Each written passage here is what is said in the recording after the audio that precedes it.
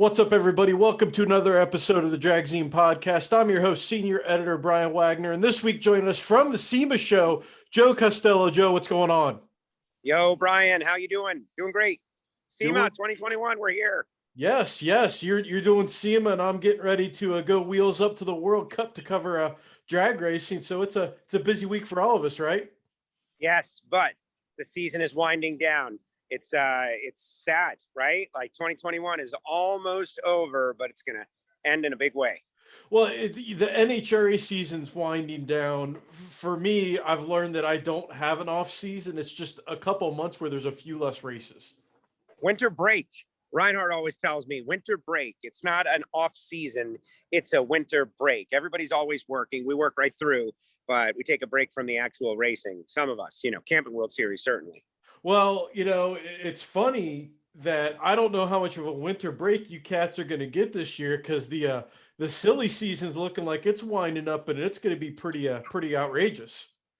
It already is outrageous, and this is something we've kind of known about. If you on my show, I don't really delve into the rumors and stuff because half of them are not true, and so that means we waste half of our time talking about stuff that doesn't happen. I've always preferred to just wait, and the things we already know: Tony Stewart drag racing. That's amazing. Leah and Matt Hagan, but Tony Schumacher returning. Like these stories already would be a great off-season story, but there's many more to come. And so it's exciting. It's an exciting time for drag racing in general, for NHRA Camping World Drag Racing, for guys like you and me who, make our livings talking about it, having a good time and wanting stories to kind of chew up and spit out with our audiences. It couldn't be better. This is what it's all about. So big things happening. And I just can't wait to find out. All the while, though, we got championships to decide. Yeah, we'll get to all that in a minute. You touched on the Tony Stewart thing, and that's something I wanted to talk about because Tony Stewart's doing big things in the motorsports world. I've been a fan of his. He's now jumping into drag racing with both feet and both hands and both elbows. What are your thoughts on his expansion now into the world even more? I think it's smart. I think it's the smart thing to do. Here's a guy who's got all this investment in motorsports in general and a lot of understanding and brain power. Why not expand your business into the one motorsport you're not into? Plus, obviously, his relationship with Leah has something to do with it. I would say it gave him a reason to understand and learn about drag racing. I've interviewed Tony. He and I kind of had the same rookie year, 1999. Was my first full-time paid broadcast year, and it was his first full-time season in Cup. And Tony has been involved in the sport many times, coming out to drag races. I always asked him, I always pressured him, when are you going to go drag racing? When are you going to go drag racing? Now he's got a real legit reason to be around drag racing and to be part of it. So to get that team on track, Top Fuel and Funny Car, get in, realize, understand, kind of look under the hood of the NHRA and be part of it, I think it can only be good for him and good for NHRA drag racing. Oh, totally. Not to mention the fact that we could. Oh, look at this! It's Steve Matuzik. Steve Matuzik is here. Oh, Automotive. Look at wearing his board of directors nameplate. What's up, Steve? What's happening? How are you? Are you good? I'm on the Dragzine Podcast right now. You want to plug? Brian doesn't care. Brian, you don't care, right? I don't care. It's all good in the hood. Brian, I thought this. Oh my gosh, stalker, shadowy character. I was looking at you and I wasn't sure, and then I look over and it's like, it's Steve. Who's this dude looking over my shoulder? Right? Are you good? I'm good. You gonna have fun this weekend? Man. Yes, absolutely. We're gonna see you on the track soon, right? You never know. We'll see what happens. No, we know. We'll see what happens. We know. All right, buddy. Good seeing you. Thank you very much. Care. Look at that. How about that, See, Brian? That's what makes this show fun. It's random and chaotic, and you never know what's going to happen. I was worried though. I was like, there's somebody lingering. The peripheral vision. Like there's somebody lingering. Who is this person? Oh, it's Steve. That's okay. You don't know how this interaction's going to go. I've been there before Right. at the track. It's like, oh, who's in my corner eye? But the point I was going to make is that what would be interesting at some point, if for some reason Tony got behind the wheel of the car, he would have to relive dealing with Doug Coletta again, who has beat him for a championship before in an open wheel car. That to me would be entertaining, but that's just my own little weirdness. Well, during the press, no, it's not weirdness. It's good to imagine all the cool things that would happen if Tony Stewart drove a Top Fuel car.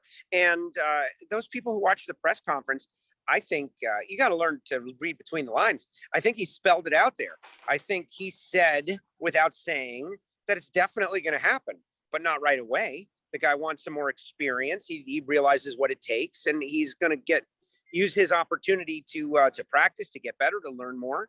And then, somewhere down the road, he'll jump behind the wheel somewhere, somehow.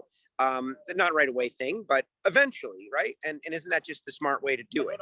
And if we've learned anything about Tony over the years, he doesn't just jump into stuff without knowing. He doesn't leap before he looks. And so the day that he gets into a top fuel car, whenever that is, at some point, is going to be a day where he feels like he can actually compete. And I am more than happy to let him decide for himself whenever that will be. It'll be a good day. Oh, totally. He's a very calculated man on what he does, and it's going to be interesting to see what he brings to the table. And I think it's an amazing thing for drag racing. It really is. I want to change the background now. Oh yeah, hey, there you go. See, nice old, what was it, a C8 in the background? Yeah, it's it's the first SEMA show. This is something I'm giving you a little scoop here, just to my mental state. This is the first SEMA show since the C8, right? Oh yeah. Like last year, we didn't get to have one, and so there's C8s everywhere, man. I just saw Z06. They're just Corvettes everywhere. It's going to be the car of the show, and as much as we've gotten a little bit accustomed to them, we haven't seen them SEMA it out yet. So here we go. I'm kind of jealous you'll get to see that, because I'm sure that there's some very smart and fun people that got a hold of those vehicles. Yes, certainly. Now, Tony Stewart and what he's bringing to the table is going to be interesting. I think that kind of leads into the next section, is that, the top fuel teams, we've seen this resurgence in non-big style teams kind of picking up wins and doing well, with Josh Hart, the Torrance family and stuff like that. How important is that to the Nitro universe to have these smaller teams start to be able to really pick it up a notch? Oh, I think it's great. I think it's great for everybody. Nothing is permanent, right? I think that's the Buddha that says that. Like, nothing is permanent. And, we saw the era of the super teams, and maybe we'll see the era of the super teams again. But things build up, and then things, I don't want to say fall apart or break down. What's happening at Don Schumacher Racing with Antron and Leah and Matt and those, Tony coming back, of course, Tony Schumacher, that is. You can look at it any way. It's all depends on how you want to spin things, right? In a negative spin, I've had people say, "Oh, Don Schumacher Racing is eroding right before our eyes," was a quote. And I prefer it as Don is like kicking. Oh, all right, I'm back. I got 20% battery, just FYI, out here on the property doing the video streams, like using my stuff. But we're gonna go. Every last drop of battery is going to you and the Dragzine Podcast, Brian. But I think Don is kicking him out of the nest, is what I think. I think Don Schumacher has invested a huge part of his time, money, wealth, life into drag racing, into building this thing. If you look back at the 21st century of drag racing, Don Schumacher has been the most successful team out there. And I really think he's kicking the kids out of the nest now. He's, whether it be Antron or Leah, and it all depends on how you want to look at it. But, and each one of those is like a little seed that is planted into the ground and is going to grow, or a little baby bird that is going to grow and develop into its own thing, and have their own marketing department, have their own media department, going to go out there and search for sponsors, hopefully bring in people, new, fresh eyes, fresh minds, and grow. And that's what we need. That's what we need. So I think it has been interesting to watch how it all worked out. Still more stories to come, of course. And we'll see. But I think we are in a new era of NHRA drag racing, where we have more but smaller teams. Growth and change is good, and I think that's kind of what the writing on the wall is showing here, is that it's not getting worse, it's going into a different direction that actually could spin even more positive. Absolutely. But make no mistake, there will always be naysayers out there on the social media, no matter what. Like, Elon Musk and Jeff Bezos decide to put, $10 billion each into NHRA drag racing. There will be, 20% of the people out there that come up with a reason why it's bad. So, it's just about how you choose to receive a story. Yeah, I totally agree. And I like to, you know, a little bit on the inside, you see it from the outside. It's like, you could start to see where a roadmap's potentially going to go. And I think it's going to make 2022 very interesting. Oh, it's exciting. It's exciting. Shameless plug for my own podcast. I had Ron Capps on last week. And at the very beginning of his interview, he teased some really cool stuff coming on for him. He's one of the big question marks over there at DSR. And, I don't want to quote him, right? I want to just let people hear what he had to say. but he put it out there that there's things coming up for him too. People are asking questions. So it's going to be very exciting. Winter break. But honestly, though, I am locked in on our championships right now. I think what we saw at the race, the 1000th event at the Dodge SRT Las Vegas Nationals at the Strip in Las Vegas, which, you're recording this the day after, was unbelievable, like an epic event, a special happening in the history of drag racing. And it lived up to the hype. Well, on that note, we're going to take a quick break here on the Dragzine Podcast, have a sponsor do their plug. When we come back, we're going to talk championships with Joe Castello here on the Dragzine Podcast. Founded in 1981, Dart is celebrating its 40th anniversary. To provide extra reliability in high-stress LS engine applications, Dart founder and much-honored engine builder Richard Maskin designed a fully counterweighted billet steel crank. With 8 counterweights instead of the normal 6, it can comfortably handle power adders. It's available in a stock 3.622-inch stroke or a 4.000 stroker model. Call 248-362-1188 for more details.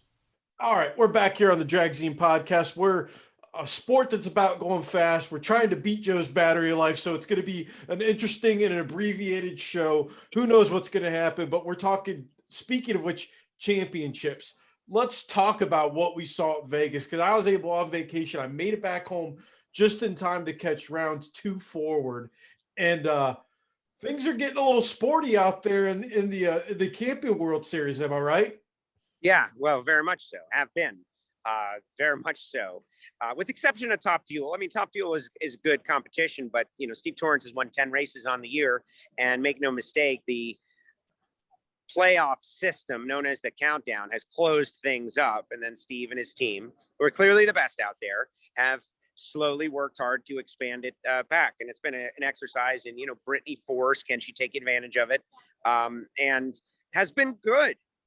But it's kind of interesting to watch how that happens. Like, you can be second best and not celebrated, right? And that's what's happening with Brittany right now, is that she's not being celebrated for being second best to one of the greatest of all time. And I don't know, I kind of have a little bit of a weird beef with that. The old Ricky Bobby thing, I guess it's true. If you're not first, you're last. But let me tell you something. Being second isn't so bad. And Brittany is running well, got a fast car. Her driving is improving. She's doing everything she can do. She's just going up against one of the greatest teams of all time in all history. Go talk to the people who lost to Michael Jordan and see, were they not good? No, they were good. They just happen to be racing in the wrong era, so to speak. And so we're seeing there's one race to go. Steve has got a just over 100-point lead. He's feeling it. You can see Justin Ashley has absolutely emerged during this countdown as a player, hopefully for the next 5 or 10 years, hiring Mike Green now for a long-term contract. But Top Fuel, I think what is happening is what we knew what was going to happen. But the way it has been happening, I think, wasn't really seen by everyone. Some people were suggesting that Steve was going to win all 7 races, and that hasn't happened. It has been a lot more competitive. To me, watching this Top Fuel this year has been watching, like, Steve Torrance is this really technical boxer, just, in the pocket, throwing all these great technical punches. And Brittany Force and Grubby have been standing on the outside edge, just dropping bombs, trying to do everything they can to counteract what he's done. I think it's been fantastic to watch. Oh, qualifying. David Grubnick in qualifying has been just a pleasure to watch. And there's one race to go, and it's Pomona. And Friday night at Pomona, Q1, Friday night at Pomona, like, could we see a 359.9? That's what I'm saying. I'm throwing it out there. 359.9. Will we see it? Could we see it? No one says no. Everyone says, well, yeah, maybe. I mean, they'd have to hit it. It's the first run off the track, off the trailer, but it's possible. And David Grubnick is redefining what is possible. And Brittany's driving is getting better. And this isn't her last year driving the car. And so, she's a champ in her own right. But yeah, they are more of a haymaker style team right now, but they are also developing into something different, and they're not done with their evolution. Yeah, it's been great to watch that excitement happen for sure. And check this out. What you got? Chevy there? SS, Holden Commodore, multicolored chrome wrap. I'm a sucker for the chrome wraps. Yeah, I didn't realize that was going to be an SS at first. I thought it was going to be something else. And I saw the front. Oh, like, oh, well, look at that. We got some American muscle there wearing something a little different. By Australia. By Australia, American, same rapper kind of deal, right? Yeah. So, and then, I think another exciting one that we should talk about is, with Funny Car. And things got, again, Cruz Petragon this weekend charging the Hard Charger Award like he's on a dirt track coming for caps. That's another interesting one we have. Oh, yeah. Well, really, though, the first round of eliminations was one for all time. Like, there are historians who know every race and what happened in every race. I'm not that guy. I don't have that kind of memory. But I lived this one, and to see Hagan go down and to see all the contenders like lose, John Forrest loses, Hagan loses, J.R. Todd loses first round, and the door is just wide open for Caps, and Caps and Cruz are able to slide through, and they go all the way to the final, and now the door is open for Ron Caps. The finals is 1.5 points, so it's not like a lock by any means, but from a 1-point lead to what I think is a 60-point lead, something like that. I don't have it off the top of my head, but it is manageable for anybody. It's going to be wide open. But like we saw over the course of the weekend, like Greg Anderson said to me, I'd rather be me, right? I'd rather be Caps right now. Ron Caps has got an advantage, most importantly, because Dean Antonelli and John Medlin and that team, that was Beckman's team from a year ago, they are clicking. They have got it going on right now. It's not like they're searching for it. They've got it. In the final round, had a bit of an explosion. Otherwise, they would have won that. They would have won that race. Also, advantage Caps. Simple as that. Ron Caps and Napa are looking good. Now, don't discount Dickie Venables and Matt Hagan, and of course John Force and Cruiser. They're all in it. But I'd rather be the guy with the lead. And that first round run, Ron Caps had Tim Wilkerson, who beat him in the final round at the U.S. Nationals. And really, Wilkerson has kind of been kicking Caps in the teeth during the countdown here. That was a must win, as anything gets. Must win, and Caps won. They won, and if they go on to win the championship, that first round matchup against Wilkerson is going to be the one that everybody looks at, I think. How we doing on battery life, Joe? Who knows? But here's the deal. Just because we lose battery right now, since the way you do your show is very similar to the way I do my show, I can always just go get a charge, Brian. Like this, we haven't talked enough. So like we'll knock out some and then I'll get a charge and then we can knock out the rest after you tell about your great sponsors. That is true. We can always go through and do the nice editing and whatnot as well. Don't tell them how we do it though. Don't tell them about the behind the scenes.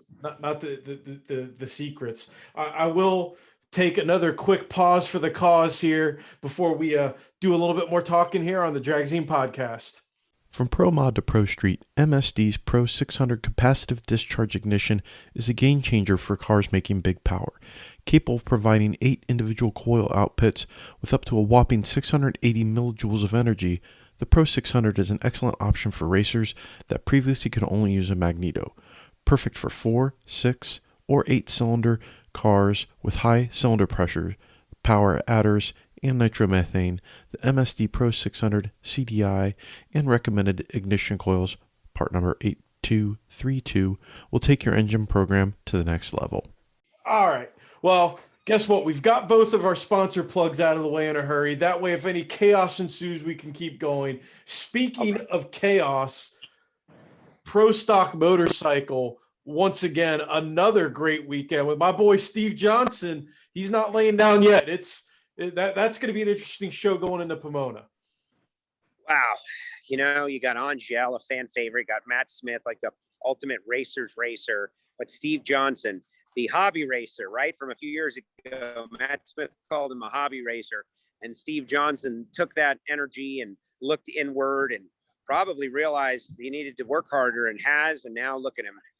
Thanks to the 4-valve cylinder being approved by the NHRA also, has been maybe the best year we've seen in Pro Stock Motorcycle. I was having a conversation with George Bryce pretty recently, and he, of all people, said that he thinks this is the golden era of Pro Stock Motorcycle because so many people have got the opportunity to win. Steve is an eclectic, interesting character, that, and he's also lovable, and he's had so much tragedy and challenge happened with him and Jock. Jock, his crew member, lost his mom to COVID and almost succumbed to COVID, was on a ventilator for 24 days or something, came out of it. Steve was like, his whole attitude about everything changed. And then Jock, on the way home from Charlotte, had an accident on the road. It's just crazy stuff. But Steve finds himself just a couple of points out of the lead right now. 1 race to go, 1.5 points at Pomona. Anything is possible. He controls his own destiny. If he wins the race, he wins the championship. And he told us in the media center yesterday, and he said it with a solemn tone in his voice. And this is what I love to hear. The guy almost cares too much about the sport is really what it is. There's so many of us who are maybe too much of a fan that we don't ever want to run the thing down at all, right?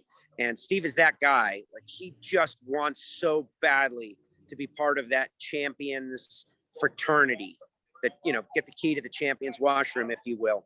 And, how do you do it though? Matt Smith knows how, and Angel knows how. Steve doesn't know how. He's never done it, but this is his opportunity. We'll see if he can go out. He's got a very quick and fast motorcycle. So we'll see if he can make it all work out. Yeah, I think it's that's a great way to put it. He doesn't quite have that key yet. It's on the key ring. He just he hasn't found it yet. And he very well could find it at Pomona. They say you got to lose one before you can win one. They always say that. That's like a cliche in sports. You got to lose one before you can win one. And, Steve has been around for so long, and he's won the U.S. Nationals a few times and all, but he doesn't have the luxury of losing one before he can win one. So he's got to go out there, and they got a couple weeks. They got to work the bikes in one one piece. Just win a race. That's it. Win a race, and you become the champion. And what I think is going to possibly be the most interesting battle for the championship in pro stock got ratcheted up about 4 levels at Vegas with everything that happened. What's your take on that madness coming up? What's your take? Wow. Greg and Erica from the start of the season on WFO radio, we've been talking about it all year, and I didn't want to disrespect anybody. And honestly, I don't know whether I underestimated the quality of the rookies out there. Not that Kyle Koretsky is a rookie, but he ran limited races last year. But Dallas Glenn has been way better than I could have ever dreamed. Aaron Stanfield, I knew he was going to be an ace, but I knew that this year was going to be a clash of the 2 of the greatest we've ever watched race. Greg Anderson and Erica Enders in the Drive for 5. And that's what it has been. That's what it is. Make no mistake. Greg has tied and now surpassed Warren Johnson. He's pushing that rock up the hill. And Elite, they were backed into a corner. And that's when people are most dangerous. And they went out there and they used the tactic, the ladder game that is totally 100% acceptable and also encouraged. Not only do you try to get next to your the points leader if you're trying for a championship, you want to take them out, but you do whatever you got to do it. And Greg tried it in 2019 and ran Erica first round and lost. This week, they've got the scale over there at Elite Motorsports. They got multiple cars. There were only 16 cars attempting to qualify. Troy Coughlin Jr. got next to Greg by being the number 16 qualifier. It was a little bit easier and took out Greg by 1,000th of a second. Mission accomplished. Then Erica goes on and wins races. Where the controversy comes in, and this is where I'm a little perplexed as well. Troy admitted on the TV show that he pushed in the clutch. I mean, he didn't say I pushed in the clutch. He said Elite is a family and I'm going to do whatever I got to do to help them win. Okay. You're looking at the incremental numbers as the 2 cars were going down the racetrack, and I guess anything's possible, but the numbers that I saw, it was looking like Troy was going to win the race. And that's what most people seem to think, is that Troy was going to win the race and that he fell on his sword. And then afterwards said, I'm going to do whatever I can do to help my team win. And so that sounds like an admission that he tanked. He gave up the race, team orders. Here's the thing though. I don't believe that Erica would choose that if she was given the choice. I know Erica pretty well. And on the TV broadcast, she said, there was, that's not something we do at Elite Motorsports. And I believe that she believes that. There's a little something called plausible deniability. We all know about that. What's good for Erica and what's good for the team might be two different things. And in this particular case, I genuinely believe that Erica Enders doesn't believe or doesn't want to believe that Troy pushed in the clutch. Whether or not he did and said he did is a different story. I wish he didn't. I wish that he didn't, because it's unfortunate, because I think that, maybe she does need those 20 points, but I think Erica can do it on her own. And I think they already manipulated the ladder and took Greg out first round. That was enough. But then to tank around to give Erica 20 points, I think that many people, that's not going to sit well with them. That it kind of stinks a little bit. And, you do whatever you got to do to win. And I totally get it. If I was the team, maybe I would feel differently, but I don't think you need to taint Erica. I think Erica has nothing to prove to anybody. And now all you're doing is giving haters ammunition on Erica. I don't know. I think that was a little bit of a questionable move. Maybe it was Troy Coughlin making that call all by himself. Maybe the team suggested he do it. Maybe Erica had no clue. Like, we don't know. But now look, this talking point is out there, and it's unfortunate. And elite fans, they'll say, hey, team, do whatever you want to do to win.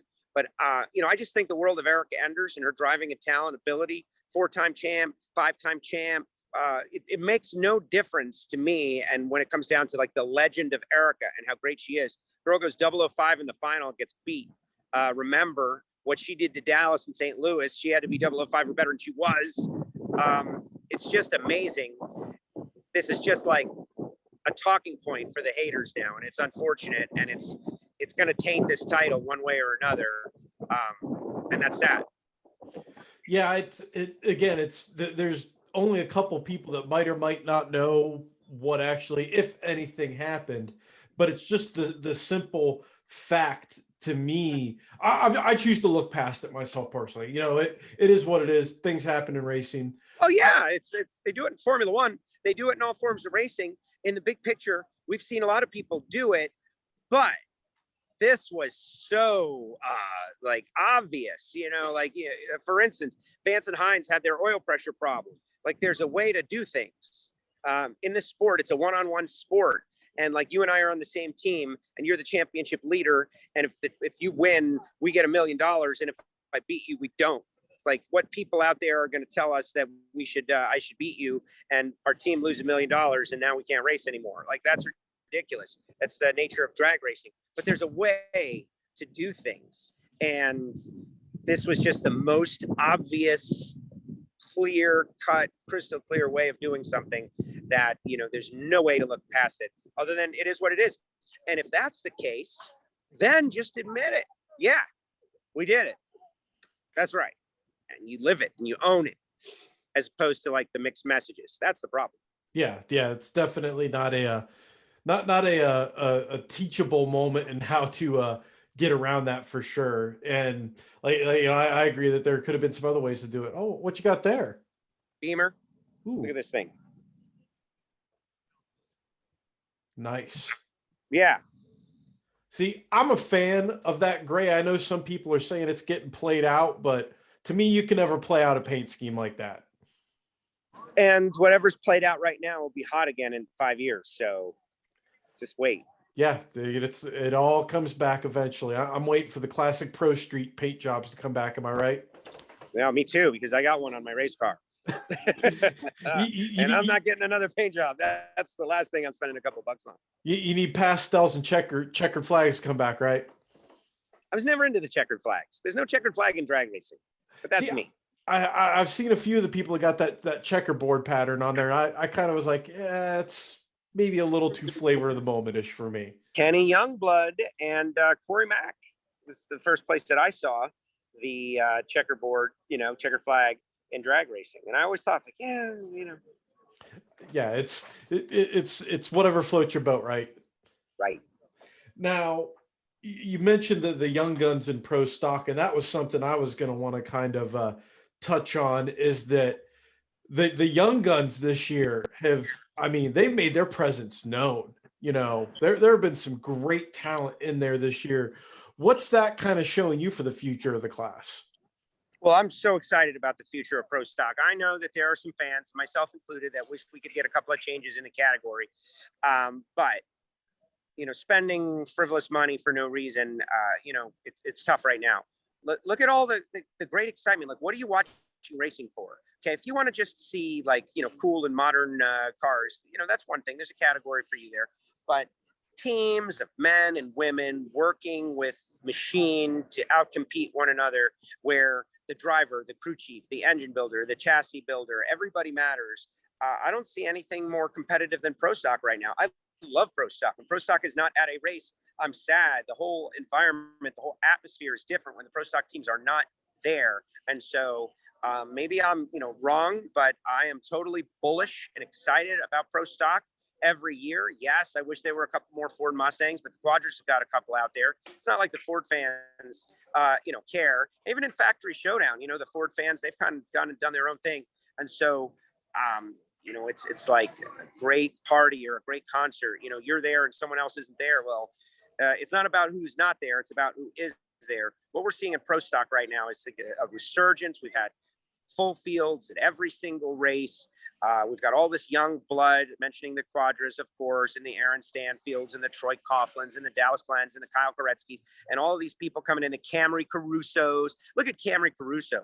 My goodness, finally, someone follows in the footsteps of Erica Enders, and a lady racer jumps in there and is going to try to, wrestle a car down the racetrack and hit those shift points. Like, that's what we need.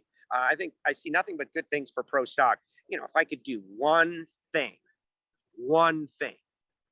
I wish we could put more factory relevant bodies on the exact same chassis as we have right now. That's it. Yeah, the Jelly Bean Chronicles, as I've seen them alluded to online, I'm like, it's kind of true-ish. It'd be nice, like you said, to see them look more factory. But to me, the young people coming in and how well they're doing, Bo Buntner's coming back. I mean, pro stock is going to be stacked again next year. It's going to be fun to watch. It's always fun to watch. Like, look at these races. Look at that final round. Okay. Like, you don't like pro stock, go look at the final round from this past weekend. Dallas Glenn, Erica Enders, worst reaction time, 005. Like, the driver matters. You miss a shift point, you lose. You're off the clutch late, you lose. You're off the clutch early, you lose. And that has nothing to do with the amount of horsepower you have. And then it just keeps bouncing back and forth with responsibility, like driver responsible, engine builder responsible, tuner responsible, chassis builder responsible, crew chief responsible. You blow the back window out of the thing if you're overly aggressive or under aggressive. Like, if you're a racer, if you're a sportsman racer, if you're a racer, you grew up with these cars, you like cars with doors, to me, pro stock is still the ultimate category. You're not as quick as some, but you have to be perfect to win. And isn't that what drag racing is about? Yeah. And I wish there was a way for people to really see how important precision is in that class. I mean, it's so hard to like quantify it in words, and getting to see it like at the at West Bucks race, the World Door Slammer Nationals, again, just it put it on display. Well, you know what though, Brian, is not everything is for everybody. And like those of us who like certain things, like, we got to understand that not everybody's going to like what we like. Oh, who's that? Oh, it's Paul from the NHRA. We got everybody. I was kind of hoping it was someone more attractive. Sorry, Paul. But I was hoping, like, who's this going to be? Anyway, not everything is for everybody, right? Like, vanilla ice cream is the most popular flavor of ice cream, but everybody knows there's better flavors out there. It's just when you get a little technical or a little weird, you lose the masses. That's what that whole like bell curve is all about. And the pro stock fans are over here on the curve. And it's not ever going to be the most popular category of drag racing, just like competition eliminator, right? It's the more detail and minutia you add, the more people you're going to lose, because a lot of people can't handle it. They're like, not smart enough or don't care enough. That doesn't make it any less cool for guys like us and, people like Camry and Mark who are getting involved, or Erica and her team, or Greg Anderson. Like, come on. That's what pro stock is. It's not the mass appeal category, but it's the hardcore category. And that's why, like, I get excited. They don't go 300 miles an hour. They go 210 miles per hour, but you got to be perfect to win. Now, my flavor of door car that I love is Pro Mod. And Pro Mod this year has been everything we build. I remember we talked early in the year about this at the World Door Slammer Nationals about these two guys named J.R. Gray and Lyle Barnett, I think. Yeah. We're going to make a little bit of noise. And guess what? It took them a while, but those boys lived up to their billing. Well, you as you would imagine, right? Just jumping in. Not everybody can just be Stevie Fast and just jump in and be successful. Even Stevie had a little bit of a learning curve. But I've gotten to know both of those guys a little bit, as you know, and I make no bones about it. I cover NHRA primarily. I don't spend a lot of time in the outlaw world. Just is. I have limited time and resources, and I focus on the NHRA. But when they got here, well, we're down to 10%, Brian. We're down to 10%. Hey, that 20 to 10% lasted us a long time. So I think we're going to be good for a few more minutes. The fact that they raced each other in the final round of the final race of their first season, that tells you everything you need to know, right? They're both exactly what we need. They are racers first. They will be racing like Dallas Glenn. Dallas can't work on a pro soccer. He's going to be out there bracket racing. He'll be racing a station wagon and Sportsman. He'll be doing whatever he's got to do to race based on the budget and time he's got available. And Lyle and JR are the same. They'll be in a small tire car. They'll be whatever they got. They'll be figuring out how to make it go fast and win whatever race lies ahead. And to me, that's like it's like Major League Baseball or football. Like if you can pitch, you're going to make it to the big show. They can race, and they made it to the big show, and now they're there. And it's a call out to everybody, like show you've got talent and ability and you fight and you're going to make it. There's going to be an opportunity for you. And hopefully the era of the person who is wealthy and has the money for a car and they drive it themselves and stink will be replaced by the era of the person who has the wealth and the money to have a car who decides they want to be like Rick Hendrick or Richard Childress and step aside and put somebody who doesn't necessarily have the wealth of the money behind the wheel and go win races and become a race winning team and grow the sport. And so many years ago, like I had this conversation, and Reinhardt comes on my show all the time. And I used to say this all the time, like, why don't some of these guys get out of the seat and give the seat to someone who can win in their car and then become winners? And he's like, well, if I'm paying, I get to have the fun. If I'm paying, I get to have the fun. Well, that makes a lot of sense, right? If I'm paying, I get to have the fun, except this is competition, man. And as much as, competition is fun, it's about winning. And so what do you want to do? What's more fun? Driving a car and losing first and second round, or driving a car or owning a car rather, and being a winner and celebrating in the winner's circle with your team because you were smart enough to hire a badass driver and give somebody an opportunity to get paid to go race or chase their dream. I think that is just like we started the conversation with the mega top fuel teams. I think maybe we're experiencing another change in the sport of drag racing right there, where people are going to realize, you know what? I'd rather be a race winning team owner than a first or second round losing driver. Yeah, there's more than one ways to earn a championship ring, right? That's the way you got to look at it. Yes. To kind of put a pin on that, what also makes it interesting for me is everybody said turbos were dead in pro mod, and now Lyle Barnett's got a pair of Wallies that say not so fast, my friend. Yeah, well, everybody says, right? Everybody says everything. Like you can go on the social media, you can find somebody saying anything about anything. They're saying it, right? And there's not just one, there's 10. They're saying it, right? But that doesn't mean anything.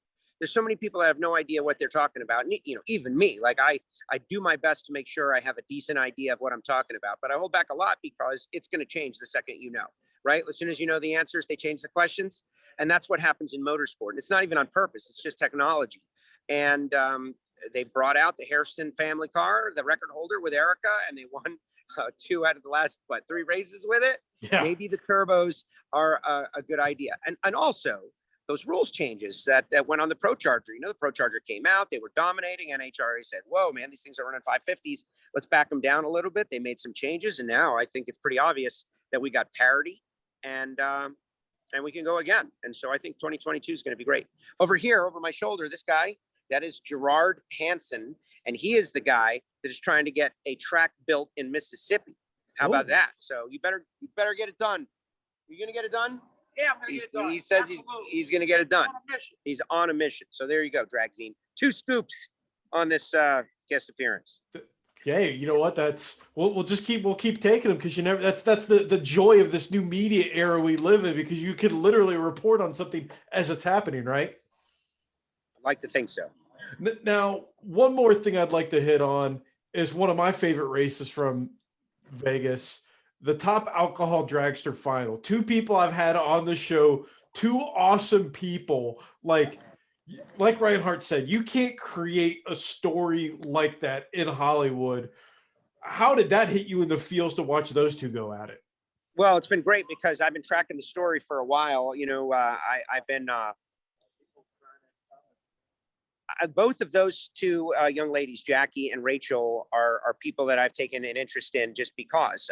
You know, Rachel I got to know because I know Megan and Randy, and so that whole transition for her, I've been, you know, I don't want to say on the inside, but I knew, like I watched it happen. And Jackie as well. Jackie was kind enough to invite me to a test a couple of years ago, so I got to know John and the team over there. And knowing that their championship hopes were alive for many races, but they had to win out. So I've been saying on the mic, no, it's not over, it's not over, it's not over. And they won all the way to the final round to set up what was the most incredible single final round I think we've ever had, maybe in NHRA history. The first race ever where 4 lady racers were the semifinalists. That had never happened before. We had 4 lady racers. Meanwhile, you got Formula One and Danica, who I love. Danica is their like guest commentator. And Danica, they're like, Danica, oh my gosh, you're the only lady to do anything in America. And it's like, oh my gosh, you guys don't know anything about drag racing. As much as I am a fan of Formula One, like what a terrible oversight by them, right? Like to not understand or appreciate what's going on in the world of drag racing. Shame, Formula One, shame. But I still love you. And I can't wait to go to the race in Miami. But nonetheless, we got 4 semifinalists in Top Alcohol. You got Julie, you got Kim Parker, you got Rachel, you got Jackie. Jackie and Rachel both win, and it's going to be a final round for the championship. Winner takes all. What? That is amazing. That is incredible. And Rachel Meyer, Randy Meyer, they pulled it out. Low ET of the meet in the final round. They won the championship. Probably the deserving team if you're really going to do it, because they were the strongest all year long. And, you know, Jackie got hot late. And so maybe even a little justice at the end. But that's what this sport is. That's why everybody does it. Because we know, again, the vanilla ice cream analogy. We like complex things, right? And in the alcohol categories, like those fans, there are fans that pay attention solely to the alcohol categories. They are doing it for a reason. They're not dumb people. They're doing it for a reason, because the people and the personalities, the grassroots, they're real, salt of the earth, hardworking people with busted knuckles and calloused hands. And 2 groups of regular people fought hard, got down to the final round of the final race for the championship. And, you know, somebody came out on top, and it was Rachel Meyer. Yeah, it was amazing to watch that unfold, because I love Jackie. I had her on the show, talked to her. She's amazing. I actually got stuck underneath Rachel's awning at Norwalk during one of the rain delays and talked to her for like an hour on top of the podcast. Just an amazing individual. It's one of those races where it's like, can we just cut the trophy in half for them? Because they are both like that nice of people. But Jackie won the U.S. Nationals, though, man. Like, it's a pretty good year. Yeah. U.S. Nationals, second in the points. It's a pretty good year. And meanwhile, Randy Meyer wins 3 in a row. It's just incredible. So, Joe, to wrap things up here, I'm going to put you on the spot. I want 5 bold predictions for the finals of Pomona. Could be anything. 5 bold predictions. 5 bold predictions. Okay. Bold. 5 bold predictions. This is the kind of thing you got to tell me before the show starts, Brian. You got to tell me this. Okay. Bold prediction number 1. I will make it without passing out on my feet. That's a bold prediction, but I think it will happen. Bold prediction number 2. Not all the points leaders at the moment will end up as champion. Ooh. Okay. Not all the points leader at the moment will end up as the champion. Not going to tell you which. That is 2. Number 3, there will be a shocking sponsor announcement, like a silly season style announcement that will happen at or around the Auto Club finals. Okay, that is 3. 4, this is very challenging. I'm struggling to do this, but I'm coming up with them. Let's see. 4, I don't know. How about we do 3, Brian? How We'll about we do do 3? I'll meet you there. I threw that curveball. You see, that's part of the fun is I like to keep people, I like to throw those curveballs, I nubbed it right down the third base line, and I'm trying to beat it out, in the infield single. And that's why I didn't make them specific predictions. I went general, and I think right there, especially the first one, I'm like, that hits me right in the media heart, because I know what that's people don't, they think, oh, you've got the greatest job in the world. I'm like, yeah, it's fun till you got to be out on your feet for 13 hours, and you have to try not to. Well, it's not even that. Standing up all day for like 24 hours a day is not even the least of it. It's just the mental. Everybody knows that your brain uses the most calories, right? You have to be using your brain at all times of every second that you're there, like deep in thought and concentration. There's not 1 second of like, like, isn't this nice? That's not how being a journalist around motorsports is, especially your personal safety. That's something to keep in mind too. Everybody says you look so mad when you're at the track. I'm like, I'm thinking. I constantly have to be thinking about the next move I make so I can stay ahead of what I have to do. That's the only way you can survive. Well, exactly. And we need more. I've been running the media center for the NHRA now this season, and I've been kind of challenging to the journalists out there. Like, listen, come with questions. It's like you can come to the race and you can watch the racing, but when we bring Brittany Force into the media center, this is your chance to speak with Brittany Force about anything that happened here today. Ask a question. Don't just let her come and go. What a rare opportunity for you to be able to do this. Bring something, participate. And so that's it, right? Like, some journalists will get kicked out of the media center by me at the Auto Club finals. Boom, there's 4. Oh, wow. From the outside, the peripheral vision, the 4th one streaks in. Well, Joe, I appreciate your time. Of course, as always, you get to be the John Force and plug your sponsors and everything else, where people can find you, what you got going on. So have at it, my friend. All right. You're listening to a podcast, watching a podcast. Just shuffle right down, whether you're doing Apple Podcasts, Spotify, SoundCloud, and subscribe to WFO, like wide freaking open, radio podcast, and subscribe. Click the bell. We're on YouTube, WFO Radio TV. We're doing a lot of live streams, just like Brian and Dragzine. And we have a lot of, we have all the stars, Ron Capps last week talking about his big announcement coming up. What's it going to be? And then he goes out to the final round. I'm trying to put up some unique content on our YouTube channel. So I would like everybody to go to the YouTube channel. If I'm going to dial all into one thing, WFO Radio TV on YouTube. You can watch our shows. You can participate, all the social media. You can find everything through there from the website. And the bottom line is this, Brian, myself, others, we're part of a small fraternity of drag racing journalists, fans, commentators, workers, etc., that we love this thing so desperately. And if you want to know more about it, you listen to all the different shows, you're going to pick up on all kinds of themes and common threads and stuff between the lines, and you'll know the information. Oh, we lost Joe at the last second. Well, Joe, thanks for joining us on the show. Make sure you subscribe to him. Excuse me. I've got to thank my sponsors: Performance Distributors, Airflow Research, ProCharger, Holley, MSD, Flowmaster, Mosier Engineering, Comp Cams, Fuel Air Spark Technology, Eldebrock, Manley, JE Pistons, and Dart. Thanks to Joe for joining the show. Make sure you catch us next time on the Dragzine Podcast.